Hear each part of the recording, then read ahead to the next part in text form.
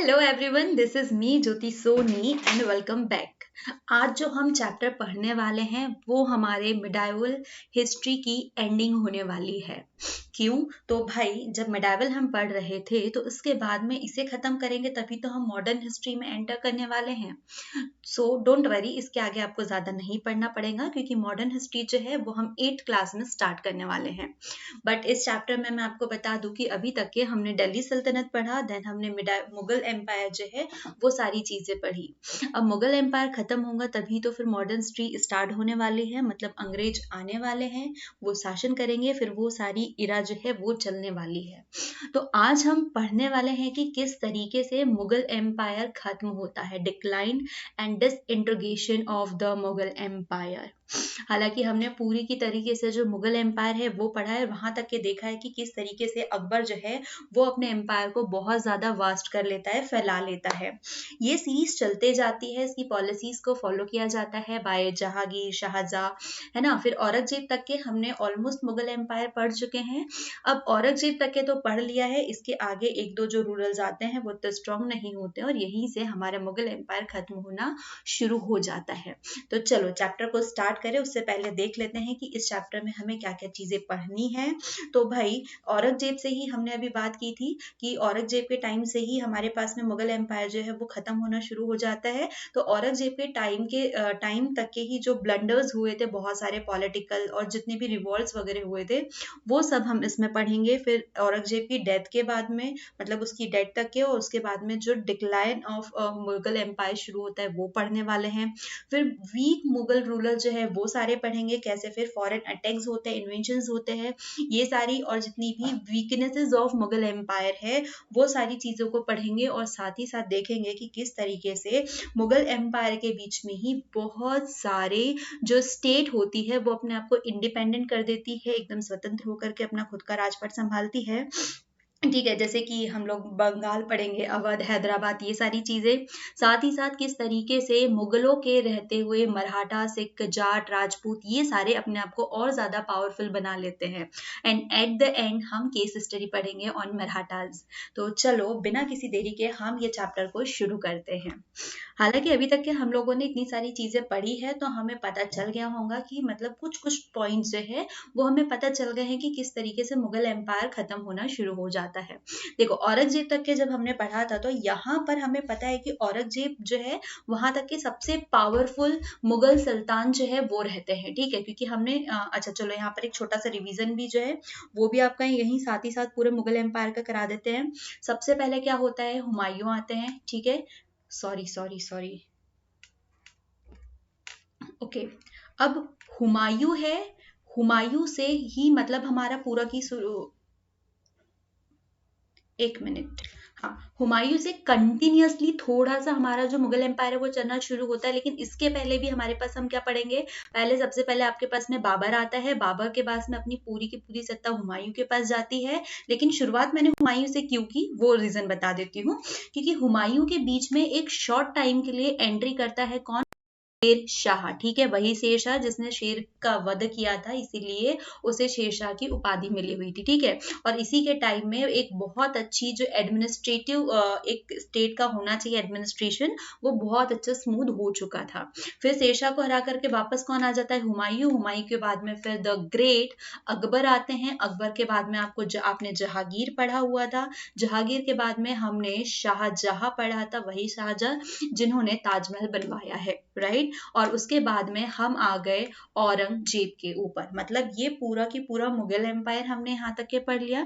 शुरुआत हमने बाबर से की, क्योंकि बाबर जो आते हैं इब्राहिम लोदी के साथ में, इब्राहिम लोदी को हराने के लिए बाबर को इनवाइट किया जाता है इंडिया में, पानीपत वाला जो है होता है। फिर बाबर आते हैं, फिर उसके बाद में बाबर उतना ज्यादा स्टैब्लिश नहीं करते हैं। फिर हुमायूं उनका बेटा आता है। हुमायूं के साथ में थोड़े टाइम के लिए बीच में कौन, शेरशाह बाद में वापस हुमायूं, हुमायूं के बाद में अकबर, अकबर के बाद जहांगीर, शाहजहां और फिर औरंगजेब। ठीक है, तो मुगल एम्पायर अगर आपको पढ़ना है तो पूरा मेन हम औरंगजेब तक के ही पढ़ेंगे। क्यों? क्योंकि इसके बाद में क्या होता है कि मुगल एम्पायर बहुत ज्यादा वीक होना शुरू हो जाता है।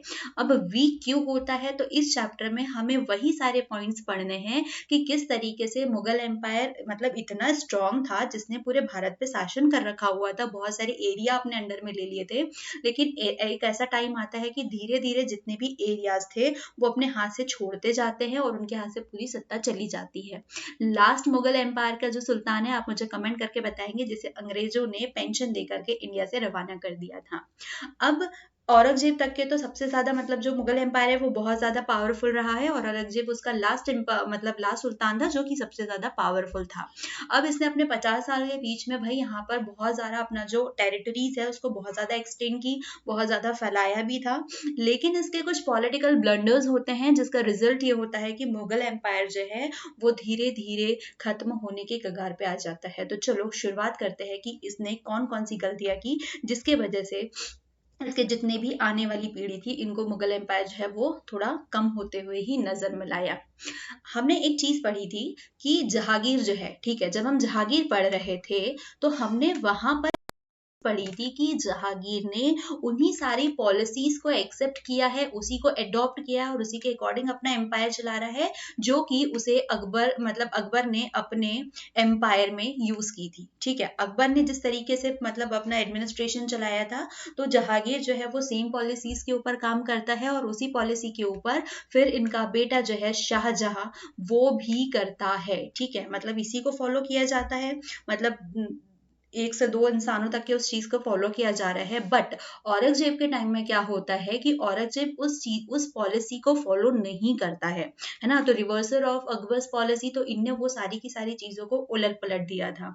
और अकबर ने क्या किया था, अकबर ने हर एक धर्म को भी उतनी ही इंपॉर्टेंस दी थी क्योंकि उसका मानना था कि मतलब उसने अपने एरिया को भी एक्सटेंड कराया था दूसरे धर्मों की हेल्प लेकर के और उनको भी हैप्पी रखा था। और हैप्पी रखने का रीजन भी यही था कि उन्हें उसको हैप्पी रखा तो उन्हें उसके खिलाफ कभी कोई रिवॉल्ट नहीं किया, कभी कोई विद्रोह नहीं किया, तो उसने सबको खुश रख के चला। ठीक है, तो अकबर की जो पॉलिसी थी रिलीजियस टॉलरेंस वाली, तो इसने क्या किया, औरंगजेब ने उसको अवॉइड करा दिया और जो अकबर ने जजिया टैक्स हटाया था।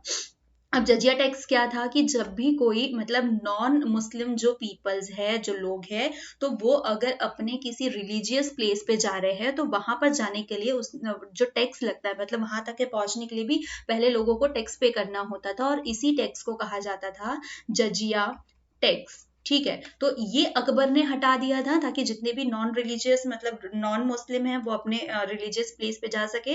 लेकिन औरंगजेब इनके खिलाफ बहुत ज्यादा था मतलब नॉन मुस्लिमों के, तो इसने वापस से जो जजिया टैक्स है वो वापस से शुरू कर देता है।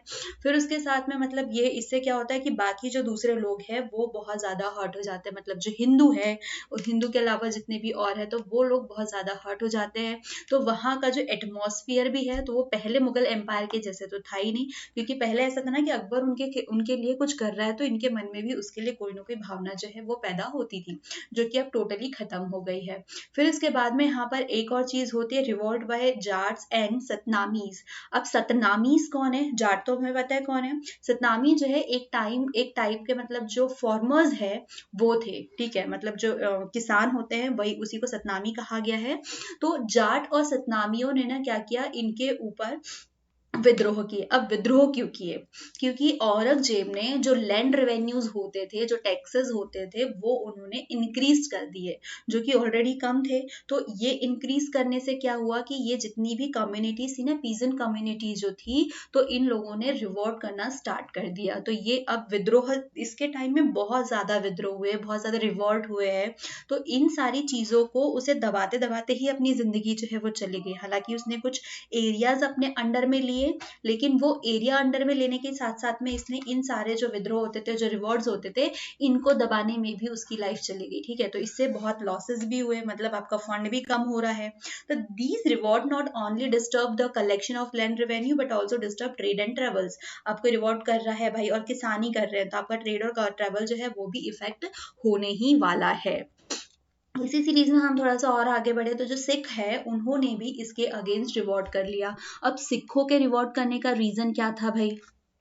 औरंगजेब ने क्या किया, जो फिफ्थ गुरु थे इनके, ठीक है, मतलब सिखों के जो पांचवे गुरु थे तेग बहादुर, ठीक है, अब ये क्या करते हैं, अपने अहम या जो भी इनका रीजन रहा है तो उसके बीच में आकर के ये इनको मतलब क्या इनके पांच जो और साथी थे, इनके जो फॉलोअर थे, इसके साथ में हाथी तले कुछ झुलवा देते हैं, ठीक है, इन्हें मरवा देते हैं।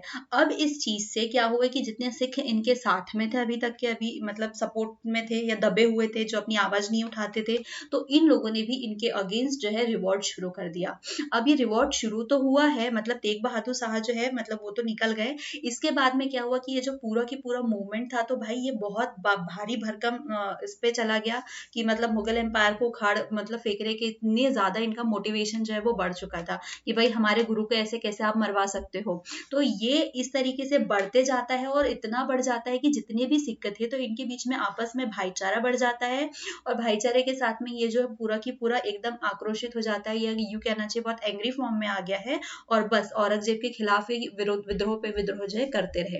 अब इसी बीच में क्या होता है, जो गुरु गोविंद सिंह है इन्होंने एक खालसा पंथ जो है इसको फाउंड किया। ये इसकी शुरुआत की 1699 एडी में, ठीक है, और ये जो Khalsa founded the Khalsa in 1999 okay AD, it's repeated okay. तो गुरु गोविंद सिंह ने खालसा पंथ जो है वो शुरू कर दिया, और खालसा पंथ भी जो है वो इसी उद्देश्य से शुरू किया गया था। तो ये युद्ध जो है वो उनके विद्रोह जो है वो चलते रहते हैं, और आगे चल के हम और इसको एक सेपरेट इसमें पढ़ेंगे कभी कि ये औरंगजेब के लिए कितने ज्यादा खतरनाक साबित हुए थे आगे चल के। फिर रिफ्ट विद द राजपूत। अब बहुत सारे राजपूत जो है वो इनके सपोर्ट में थे पहले, ठीक है, ऐसा तो था नहीं कि इनके सपोर्ट में नहीं है, क्योंकि जो अकबर है उन्होंने अपनी मतलब जो एक मैट्रिमोनियल जो रिलेशंस है वो उनके साथ में क्रिएट किए हुए थे। तो अब औरंगजेब क्या करता है, इन राजपूतों को भी हर्ट कर देता है। अब ये राजपूत हर्ट होते हैं तो, और अच्छा राजपूतों को कैसे करता है कि ये इनके जो मैटर थे, मतलब इनकी जो डायनेस्टी में जो भी मैटर चल रहे थे पर्सनली, मतलब राजपूतों में भी कि मैं राजा हूँ ये हो, तो सत्ता को लेके तो हर जगह होते ही है। तो औरंगजेब जाकर के वहां पर इंटरफेयर करता है, और उनको ये इंटरफेरेंस बिल्कुल भी पसंद नहीं आता है। तो क्या करते हैं, राजपूत जो है इनके खिलाफ जो है रिवॉल्ट शुरू कर देते हैं, और ये इनका जो जितना रिलेशन अभी तक इतना लंबा हुआ चलते हुए आया था, मतलब एक लॉयल्टी का था, एक ट्रस्ट का था, तो एक मुगल और राजपूतों के बीच में तो वो भी खत्म हो जाता है, और वो भी इनके खिलाफ युद्ध मतलब विद्रोह करना जो है वो शुरू कर देते हैं। तो इन्होंने इनका जो भरोसा था वो तो तोड़ दिया। फिर आते हैं हम औरंगजेब की पॉलिसी इन दक्कन। अब औरंगजेब ने उसकी जो पॉलिसी है वो दक्कन में एक तरीके से गलत प्रूफ होती है। अब भाई दक्कन की पॉलिसी औरंगजेब के अगेंस्ट कैसे हो जाती है, तो अब दक्कन वाला जो एरिया था, मतलब वहां के जो किंग्स हुआ करते थे, जो किंगडम एम्पायर है अहमदनगर बीजापुर जैसे का, तो वहां के जो मेन मेन मराठा सरदार थे, ठीक है। अब दक्कन वाले एरिया में ये भी इंपॉर्टेंट है कि यहाँ पर मिलिट्री पावरफुल बहुत ज्यादा थी भैया, जो मराठास की थी, ठीक है। अब इनके साथ में क्या करते हैं औरंगजेब की, इन्हें बहुत इंपॉर्टेंट एडमिनिस्ट्रेटिव जो है वो पोजिशन दे देते हैं, मिलिट्री पोस्ट दे देते हैं, क्योंकि उन्हें पता है कि ये वाले जो लोग हैं मराठास, तो वो मिलिट्री पावरफुल है, मतलब ये आराम से युद्ध बुद्ध में पार्टिसिपेट कर सकते हैं। अब उनको एक मतलब कि एडमिनिस्ट्रेशन में मिलिट्री में बहुत इंपॉर्टेंट और अच्छी अच्छी पोस्ट दे देते हैं, बट उनके पास में अपना कोई भी इंडिपेंडेंट जो किंगडम होता है वो नहीं था, ऐसा अपना कोई साम्राज्य जो था वहां पर वो नहीं था। तो अब इससे वो लोग थोड़े नाराज थे कि भाई हम आपके लिए इतना कुछ कर रहे हैं और आपके पास में हमारे लिए कोई एम्पायर भी नहीं है। तो और ये सारी चीजों की वजह से क्या हुआ कि यहाँ पर मतलब उनके बीच में थोड़ी थोड़ी चीजें जो है वो स्टार्ट हो जाती है। The credit for setting up such a large state goes to the great Maratha hero warrior Shivaji. अब यहाँ पर एंट्री किसकी हो रही है, शिवाजी की। और शिवाजी जो है यहाँ पर थोड़ा सा मतलब अपनी खुद की एक स्टेट बनाने के चक्कर में आते हैं कि भाई अपना एक खुद का एक एम्पायर जो है वो शुरू करने वाले हैं। अब औरंगजेब क्या करता है, पहले पहले ना शिवाजी को अंडरस्टिमेट कर देता है कि भाई ठीक है होगा कोई इंसान, इतने सारे तो लोग आते हैं, इतने सारे तो युद्ध होते हैं, विद्रोह कर रहे हैं, रिवॉल्ट्स हो रहे हैं, तो अब शिवाजी क्या ही है, तो वो उसको अंडरस्टिमेट करने की गलती करते हैं। लेकिन भाई मराठाओं के हीरो निकल जाते हैं और वो काफी कुछ कर लेते हैं। तो इन्होंने क्या किया, इन्होंने अपनी खुद की जो मिलिट्री है वो और ऑर्गेनाइज कराते हैं, ठीक है। अब इस बीच में क्या होता है कि शिवाजी और औरंगजेब की मीटिंग कंडक्ट होती है। अब वो उससे मिलने के लिए जा रहा होता है, लेकिन शिवाजी की बहुत ज्यादा इंसल्ट है औरंगजेब। अब इंसल्ट बहुत ज्यादा हो गई है भाई, और मराठा है, ईगो हर्ट हो गया है, तो अब इसका बदला तो हम आपको जरूर बताएंगे, ठीक है। ये अपनी खुद की क्या करते हैं, आर्मी कंडक्ट करते हैं, उसके बाद में इनकी एक खुद की मतलब एक राजगृह जो है वहां पर अपना एक इंडिपेंडेंट मराठा किंगडम जो है वो स्टैब्लिश करते हैं। फिर इसी बीच में उनकी एक और गलती ये हो जाती है कि वो जो मराठा है तो उनका जो बेटा है संभाजी, तो उन्हें ये मरवा देते हैं। अब वो मरवा देने से क्या होता है कि जितने भी मराठा सरदार थे जिनके बलबूते पे अब क्या हुआ कि मतलब यहाँ से सारे के सारे जो भी मतलब मराठा जो मुगलों के लिए काम कर रहे थे तो अब वो इनके अगेंस्ट भी हो जा रहे हैं। अब इनसे मतलब मुगल जो मराठा है, मराठा सरदार वो पूरे दक्कन एरिया में फैल चुके हैं, और वहां पर मुगल फोर्स जो है वो इनके लिए बहुत ज्यादा मतलब एक ऑप्टोनेंट जो है ना, मतलब बहुत एक डिफिकल्टी जो है वो क्रिएट कर देती है। और इनको हराने के लिए भाई मुगल एम्पायर को मतलब जो मुगल सरकार है उसे यहाँ से वहां भागना पड़ता था, क्योंकि पूरे ही मुगल जो दक्कन एरिया है वहां पर पूरे ही एरिया में सरदार जो है वो फैले हुए थे। तो कभी मुगल जो मिलिट्री है, आर्मी, उसको यहाँ पर आना होता था, कभी यहाँ पर, तो पूरे टाइम जो है वो यहाँ से वहां शिफ्ट होते ही रहे। तो लगभग 1700 से 1705 एडी तक के जो औरंगजेब है वो एक मुगल जो मराठा एम्पायर है उसको हराने के लिए यहाँ से वहां जो है वो भटकते ही रहा, एक कोने से दूसरे कोने तक के भटकते ही रहा। फिर जो इसकी जो दूसरी बिगेस्ट मिस्टेक थी कि भाई अब वो मिस्टेक क्या थी इनकी, तो यहाँ पर इसने क्या किया औरंगजेब ने, उसने क्या किया मतलब जो बीजापुर है, गोलकुंडा है, ये वाले एरिया को उसने अपने एरिया में कन्वर्ट करा दिया, ठीक है। मतलब empire up to Karnataka was another political mistake made by Aurangzeb. अब ये मिस्टेक क्यों हुई भाई, ये तो उसने अपना एम्पायर को एक्सटेंड किया, लेकिन क्या हुआ कि जो नई टेरिटरीज उसने अपने अंदर में लाई थी तो वो उसका इफिशिएंट एडमिनिस्ट्रेशन नहीं कर पाया, ठीक है। अब उसको एडमिनिस्ट्रेट ही नहीं कर पाया क्योंकि उसको वो चीज को बांधे नहीं रख पाया। अब 1707 में औरंगजेब जो है वो खत्म हो जाता है, उसकी डेथ हो जाती है। और जब इतना वीक एम्पायर चल रहा है, मतलब बहुत सारे लोग उठ के आ गए हैं, उसके विद्रोह हो रहे हैं, तो इस बीच में क्या हुआ कि इसके जितने भी उत्तराधिकारी आने वाले हैं, ठीक है, जो भी इसके बाद में वो सत्ता को लेने वाला है, तो उनके लिए उसने एक डिस्टर्ब एम्पायर रखा हुआ था, ठीक है। मतलब वो तो निकल गया, लेकिन उसके पीछे उसने एक वीक मुगल एम्पायर, एक डिस्टर्ब एम्पायर जो है वो छोड़ करके जाता है। और इसके बाद में क्या होता है कि मिलिट्रिकल, फाइनेंशियल जितने भी रिसोर्सेस थे तो वो भी खत्म होने लगे थे, क्योंकि इतनी ज्यादा जो कैंपेन हुआ था दक्कन में, तो वहां पर जो है आर्मी बहुत ज्यादा लगी थी, तो इस वजह से वो पॉलिटिकल और मिलिट्री, फाइनेंशियल जो है ये भी वीक हो चुके थे। तो मतलब मुगल एम्पायर जो है यहाँ पर ऑलमोस्ट जो है खत्म हो चुका था। बची कुची कसर क्या होती है कि इसके बाद में इसके जो उत्तराधिकारी आते हैं वो भी बहुत ही वीक होते हैं, ठीक है। वो अपने एम्पायर को जो औरंगजेब ने मिस्टेक्स की थी वो उसको रिकवर नहीं कर पाए, और रिकवर नहीं कर पाए तो क्या हुआ कि मुगल एम्पायर धीरे धीरे पूरा ही तरीके से खत्म हो गया। इस बीच में अब हम जो मेन रीजन है, कुछ कुछ देखो, इतनी सारी रीजन तो है, मतलब डिसइंटीग्रेशन ऑफ मुगल एम्पायर ये पढ़ रहे हैं, लेकिन हम ऑलमोस्ट शुरू से ही चैप्टर में ये चीजें है पढ़ते हुए आए हैं। अब मुगल एम्पायर जो है वो क्या हुआ कि मतलब मुगल जो पहले बहुत ज्यादा स्ट्रांग था, लेकिन अब वो धीरे धीरे क्या हुआ है, वीक होते जा रहा है।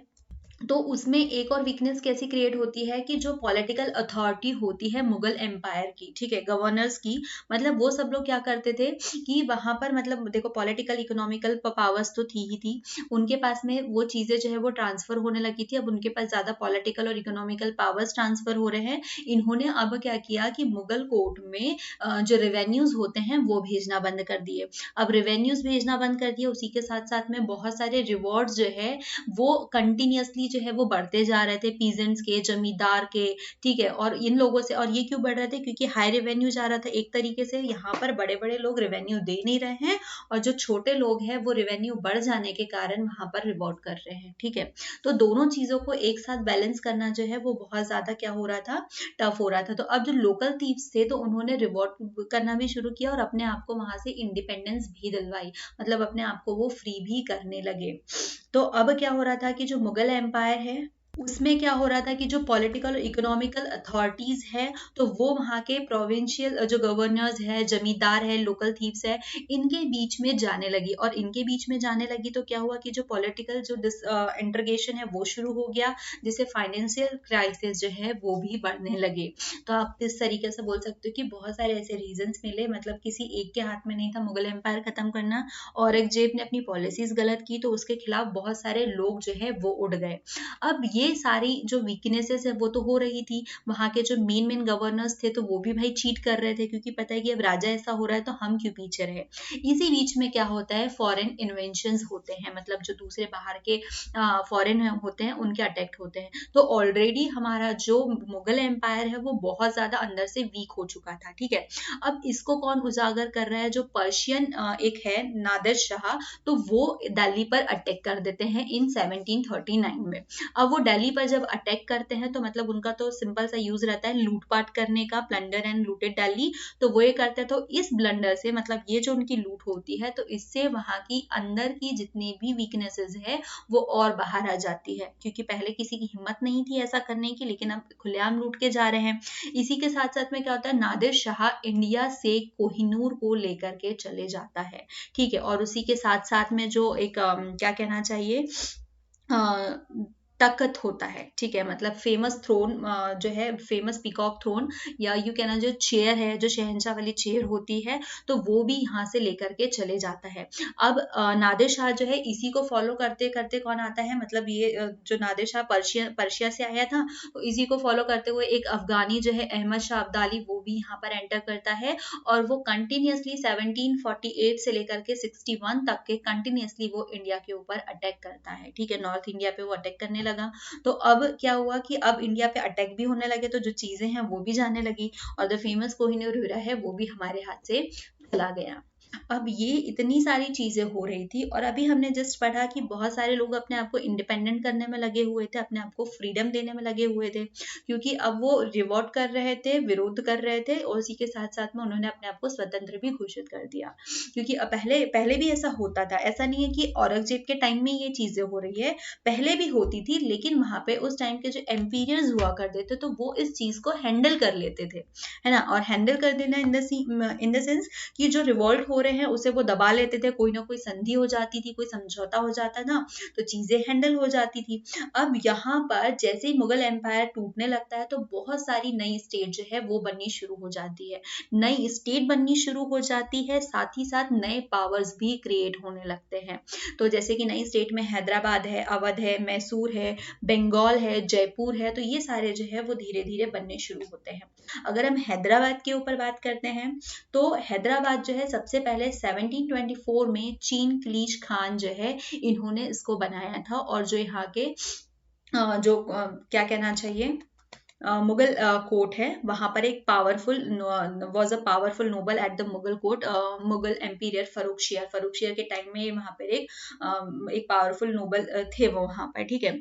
अब इन्हें क्या किया गया था, he was made the governor of Deccan and awarded the title of Nizam ul Mulk Asaf जहा। अब इन्हें क्या किया, मतलब जो दक्कन है वहां का गवर्नर बनाया और इन्हें टाइटल दिया गया था निजाम का, ठीक है। अब ये इस चीज से खुश नहीं थे, अब निजाम का टाइटल देना is not sufficient for him, तो अब वो इस चीज से खुश नहीं थे। तो ये क्या करते हैं कि वहां पर मुगल कोर्ट जो है, तो वहां पर अब धीरे धीरे ये अपनी इंडिपेंडेंस शुरू करते हैं। वो मुगल कोर्ट में जो भी टैक्सेस रहते हैं वो सारी चीजें नहीं भेजते हैं, और वो अपना खुद का एक स्टेट बना लेते हैं, और वो था हैदराबाद, ठीक है। उन्होंने उसको पॉलिटिकली स्टेबल किया, इकोनॉमिकली स्टेबल किया, और जो कि वहां पर इंडिपेंडेंटली वहां पर रूल करने लगे। और उसके बाद में जो निजाम है, मतलब देखो उसे टाइटल क्या दिया था, निजाम उल मुल्क दिया था। तो अब इसके बाद में जितने भी इनके सक्सेसर्स आते हैं, जितने भी इसके बाद में उस जगह को चलाते हैं, वहां के सब नवाब बनते हैं, तो उन्हीं सभी को निजाम कहा जाने लगा, ठीक है।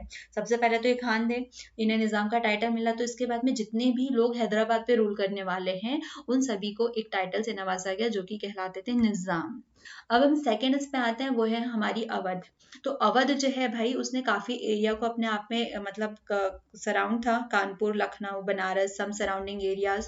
अब यहाँ पर क्या होता है कि जो अवध के सूबेदार थे, ठीक है, अवध के सूबेदार कौन, बुरहान उल मुल्क सादत खान, तो ये अपने आप को इंडिपेंडेंट डिक्लेयर करते हैं इन 1722 में, और ये अपना खुद का जो किंगडम है वो स्टैब्लिश करते हैं। और अवध जो है तो भाई सबको पता है, जो कल्चर वगैरह में ये बहुत ज़्यादा हाईली डेवलप्ड है। फिर इसके साथ में अब जो सिटीज़ है, कुछ मैंने आपको स्किप्ड कर रखी हुई है, और स्किप करने का रीज़न मेरा ये है कि आप पर्टिकुलरली उस सेक्शन में जाए और वहाँ की हिस्ट्री को और ज़्यादा उखाड़े। तो चीज़ें जो हमने यहाँ पर समझाई है वो बहुत ही कम अमाउंट में है, बाकी इनकी जो हिस्ट्री है वो भाई बहुत ही लार्ज लेवल पे है। आप बैठे बैठे एक स्टोरी डेवलप कर सकते हैं, इतनी है। तो बची हुई सिटीज़ को, स्टेट्स को आप खुद जा करके रीड करने वाले हैं। अब हम पढ़ते हैं जाट। तो भाई मैंने जस्ट बताया कि बहुत सारी स्टेट जो है वो शुरू हो जाती है, वो खुद निकल के आती है, और साथ ही साथ बहुत सारे ऐसे ग्रुप है जो कि बाहर आ जाते हैं। आपको याद होगा अभी जस्ट हम लोगों ने कुछ टाइम पहले देखा कि जाट जो है और सतनामीज है, तो ये रिवॉल्ट करते हैं अगेंस्ट मुगल एम्पायर, ठीक है।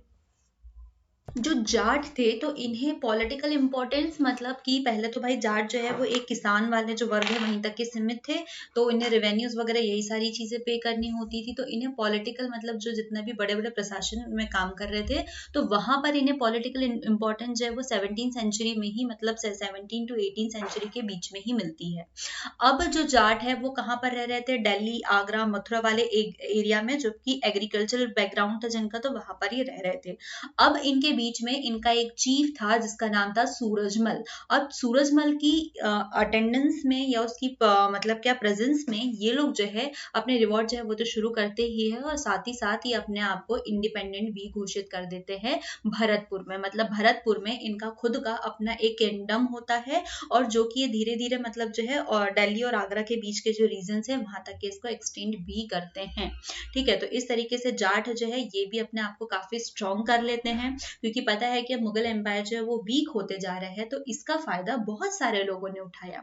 साथ ही साथ आपको याद होगा कि जो सिख है, पांचवें गुरु को, मतलब तेग बहादुर साहब को, मतलब उनकी हत्या करवा दी गई थी।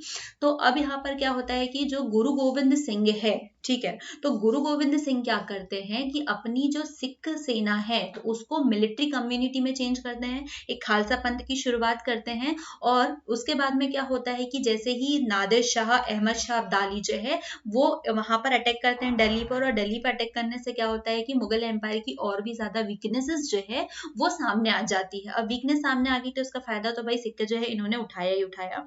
तो इससे क्या होगा कि सिख और ज्यादा पावरफुल हो गए, वहां से इन्हें फायदा उठाया, और फिर इसके बाद में इन्होंने 18 सेंचुरी के पास में इंडस से जमुना रिवर तक के बीच का जो एरिया है वहां पर अपना साम्राज्य स्थापित कर लिया, ठीक है। मतलब सिख जो है खालसा पंथ गुरु गोविंद सिंह ने शुरू कर दिया था, फिर उसके साथ में इन्होंने जमुना टू इंडस जो है इस बीच में अपना पूरा के पूरा किंगडम स्टैब्लिश किया। और फिर इसी बीच में आगे एक सीक्वेंस आता है, वो सीक्वेंस क्या था कि रंजीत सिंह, ठीक है, मतलब इन्हीं के एक सिख है, सिख चीफ रंजीत सिंह। तो ये क्या करते हैं, मतलब ये कश्मीर, पेशावर, मुल्तान, तो ये सारी जो चीजें हैं तो इनको इंडिपेंडेंट कर लेते हैं, और वहां पर एक इंडिपेंडेंट सिख जो स्टेट है वो स्टैब्लिश करते हैं, ठीक है। और उसके साथ में इनकी कैपिटल क्या होती है, लाहौर।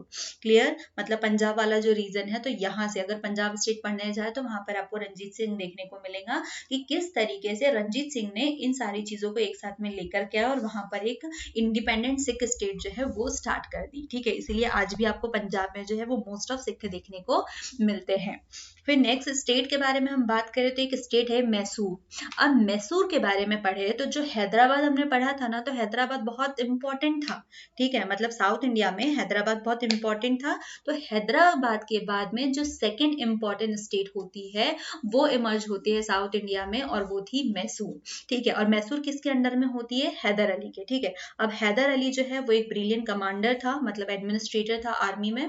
तो अब ये तो था, तो वो क्या करता है कि अपनी, मतलब वो वहां पर मैसूर की स्थापना कर देता है। ये फाउंडेड मैसूर जो है बाय मैसूर हैदर अली के हिसाब से, ठीक है। अब हैदर अली भाई जैसे कि आपने देखा कि वो कमांडर है, एडमिनिस्ट्रेटर है आर्मी में, तो अब वो यहाँ पर आर्मी कमांडर है, सॉरी यहाँ पर थोड़ा सा टाइपिंग मिस्टेक हो गया, ठीक है। तो वो यहाँ पर है, तो ऑब्वियस ही बात है कि जब इसने अपनी खुद की स्टेट बनाई है तो वहां पर ये अपनी मिलिट्री को बहुत अच्छा रखने वाला है, तो ये रखता है अपनी मिलिट्री को बहुत अच्छे से रखता है। हैदर अली ना सिर्फ मुगलों से लड़ता है, वो ब्रिटिशर्स को हराता है, वो मराठाओं के साथ युद्ध करता है, जो हैदराबाद के निजाम थे इनके साथ में भी उसके युद्ध होते हैं, ठीक है। फिर इसके साथ में क्या हुआ कि इसने जो ब्रिटिश एम्पायर था तो उसके साथ में उसके लिए इन्होंने प्रॉब्लम तो क्रिएट की और जो ब्रिटिशियर्स थे तो वो इसे अपने लिए एक शत्रु भी मानते थे, क्योंकि ये उनने उसके भी दांत खट्टे जो है वो करवा दिए थे। He posed great problem to well established and formidable British empire, तो इनके लिए एक अच्छी खासी प्रॉब्लम जो है वो भी क्रिएट करता है। और साथ ही साथ ये क्या करता है, अपने एरिया में जो इसकी इंडिपेंडेंट एरिया स्टेट है वहां पर ये ट्रेड और हैंडीक्राफ्ट को भी काफी इंकरेज करता है, उसे भी बढ़ावा देता है। अब भाई हैदर अली है, तो हैदर अली के जैसे ही उनका जो बेटा है टीपू सुल्तान, वो भी एक बहुत ही ब्रिलियंट जो है मैन रहता है, तो वो भी अपने साथ में एक जो आर्मी है, मिलिट्री जो है वो उसको बहुत ज्यादा अच्छे से स्टैब्लिश करता है, क्योंकि वो उसमें इंटरेस्टेड भी था कि जो न्यू चेंजेस हो इन सारी चीजों में इंटरेस्टेड भी था, और इसे मैसूर का टाइगर भी कहा जाता था, टाइगर ऑफ मैसूर, ठीक है। अब इसने ना सिर्फ आर्मी को बहुत अच्छे से स्टैब्लिश किया, इसने नया कैलेंडर जो है वो इंट्रोड्यूस कराया, इसने जो कॉइनेज सिस्टम है वो उससे इंट्रोड्यूस कराया, इसने new scale of weights and measures ये भी चीज लेकर के आता है, मतलब बहुत सारी चीजें करता है ये मिलिट्री वाले, मतलब युद्ध के मैदान में जितना स्ट्रांग है टाइगर है, उतना ही इसने अपने एडमिनिस्ट्रेशन को भी स्टैब्लिश करने में अपना समय लगाया और बखूबी उसे निभाया भी था। अब उसने जो उसकी आर्मी थी तो उसके लिए उसने फ्रेंच के लोगों को रखा हुआ था अपनी आर्मी को ट्रेन करने के लिए, क्योंकि उसे पता था कि अब हमारे युद्ध इनसे चलने वाला है तो हमें उसी तरीके की टेक्निक्स को फॉलो करना होगा जिस टेक्निक से ये लोग लड़ रहे हैं, वरना हम तो हार जाएंगे। तो इसने अपनी आर्मी को ट्रेन करने के लिए यूरोपियन इंस्ट्रक्टर रखे हुए थे जो, ठीक है। फिर इसने ट्रेड और इंडस्ट्री को भी मतलब प्रमोट किया, उसके लिए भी बहुत काम किए। फिर इसने अपने रिलेशंस जो है वो फॉरेन कंट्री के साथ में भी रखे, जैसे ईरान, चाइना, रशिया, अरेबिया, इनके साथ में भी इसके मतलब जो फॉरेन ट्रेड हुआ करते थे, रिलेशंस थे वो दूसरे कंट्रीज के साथ में भी थे। More than any other 18th century AD Indian ruler recognized the threat that the British posed to India. He was the greatest enemy of the rising English power. अब जो English power इंडिया में पनप रही थी, बढ़ रही थी, तो इसके लिए इन बाप बेटों ने मतलब उनके लिए एक बड़ा दुश्मन जो है वही साबित हो जाता है, क्योंकि ये उन्हें बहुत ज्यादा चैलेंजेस दे रहे हैं, क्योंकि अभी तक के मतलब अभी लोगों तक के इन्हें क्या किया, फूट डालो की नीति अपना दी, लेकिन यहाँ पर ये उन्हें टक्कर का कंपटीशन देने के लिए रेडी था। तो भाई ये था हमारा टोटली जो मुगल एम्पायर है कि किस तरीके से वो खत्म होता है, और टीपू सुल्तान तक के जो है, टीपू सुल्तान जो है वो भी किससे लड़ता है, वो ब्रिटिशर्स से लड़ता है, अंग्रेजों से लड़ता है। मतलब अब आपको यहाँ तक की स्टोरी जो है वो क्लियर हो गई कि इसके आगे अब हमें जो भी पढ़ना है हिस्ट्री में वो हम अंग्रेजों को लेकर के पढ़ने वाले हैं, राइट। मतलब यहाँ पर इनकी एंट्री जो है वो हो चुकी है, ऑलमोस्ट जहांगीर के टाइम में हो चुकी थी, लेकिन जहांगीर के टाइम से औरंगजेब तक के इन्हें उतना पनपने नहीं दिया गया था, ठीक है। वहां से जो है इनको शुरू हो जाता है। अब यहाँ तक के हमने सारी चीजें पढ़ चुके हैं अबाउट मुगल एम्पायर के खत्म होने तक की स्टोरी, ठीक है। आई होप आपको ये सारी चीजें बहुत अच्छे से समझ में आई होंगी। अगर आपका कोई भी डाउट है, कोई भी एनी सिंगल डाउट, आप मुझे कमेंट कर सकते हैं, हम उस डाउट को खत्म करने की पूरी कोशिश करेंगे। याद रखें कि डाउट के साथ में कोई भी चैप्टर नहीं समझना है, क्योंकि डाउट रह जाएगा तो आगे की और भी चीजें हमें समझ में नहीं आने वाली है।